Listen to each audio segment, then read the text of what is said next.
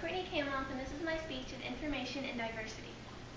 We are all afraid of something, whether that entails shrieking at the near sight of a garden snake or simply covering your eyes during a horror film. You have experienced fear.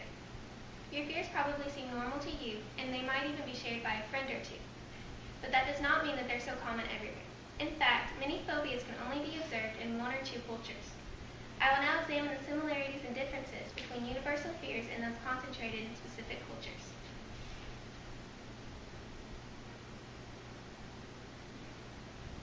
Universal fears are reflected in the common fears in American culture.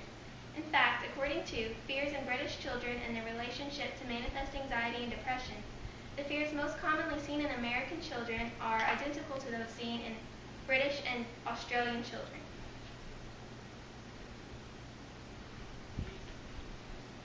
One example of a universal fear is needle phobia. Needle phobia, etiology, adverse consequences, and patient management defines needle phobia as an individual's avoidance of health care to eliminate any preconceived exposure to needles. This fear affects approximately 10% of the world's population, but appears to be more common in America and countries with similar cultures. In two studies, 22% of American maternity patients were observed to have a fear of needles that inhibited their prenatal care, and 27% of American college students reported needle phobia as their primary reason for not donating blood. Needle phobia is probably a universal phobia due to the underlying fear of physical damage that is present in all cultures.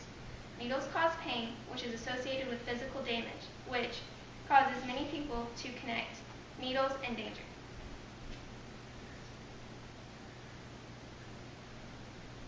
Another example of a universal fear is social phobia. This extreme shyness was not classified as a disorder until around 1980, but has since come to affect more than 1 in every 8 Americans.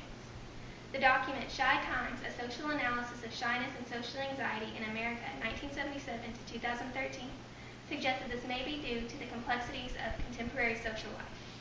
In America and countries with similar cultures, this may be caused by an intent on self-disclosure and self-improvement, and is characterized by a dependence on mass media and changing labor markets. However, this fear is probably universal due to humanity's underlying fear of rejection, which may be caused by a need for success or a fear of being alone.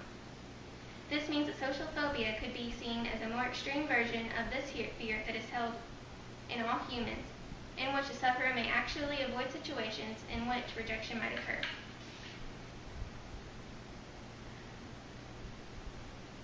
While many fears are universal, others are present in just a small number of cultures.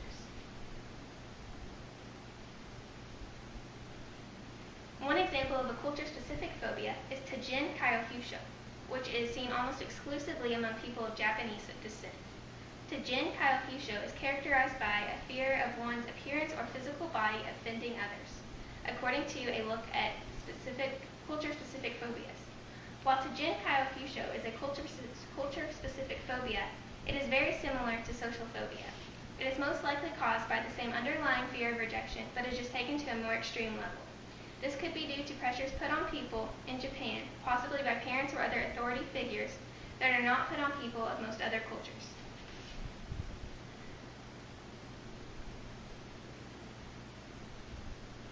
Another culture-specific phobia is called triskaidekaphobia. Triskaidekaphobia can be observed in most cultures, but becomes culture-specific due to a significant change in its meaning in 3 cultures.